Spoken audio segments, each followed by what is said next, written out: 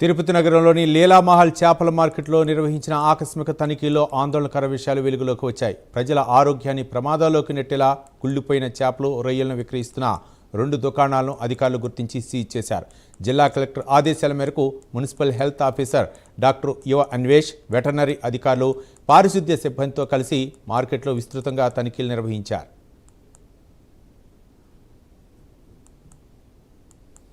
మార్కెట్లోని కొన్ని దుకాణాల్లో చేపలు, రొయ్యలను నిబంధనలకు విరుద్ధంగా నిల్వ ఉంచి విక్రయిస్తున్నారనే ఫిర్యాదుల నేపథ్యంలో అధికారులు పరిశీలన చేపట్టారు. ఈ క్రమంలో షాప్ నెంబర్ 9, 10లో ఫ్రీజర్లో సరైన రీతిలో నిల్వ చేయని కారణంగా చేపలు, రొయ్యలు పూర్తిగా చెడిపోయి పురుగులు పట్టినట్లు గుర్తించారు. వాటి నుంచి తీవ్రమైన దుర్వాసన వస్తున్నట్లు అధికారులు తెలిపారు. వినియోగదారుల ఆరోగ్యాన్ని దృష్టిలో ఉంచుకుని వెంటనే ఆ 2 దుకాణాలను సీజ్ చేయడంతో పాటు వాటి ట్రేడ్ లైసెన్సులను కూడా రద్దు చేశారు. ఆహార పదార్థాల నాణ్యత విషయంలో ఎలాంటి నిర్లక్ష్యాన్ని సహించబోమని అధికారులు హెచ్చరించారు. ప్రజలు కూడా ఆహార పదార్థాలను కొనుగోలు చేసే సమయంలో నాణ్యతపై అప్రమత్తంగా ఉండాలని సూచించారు అధికారులు.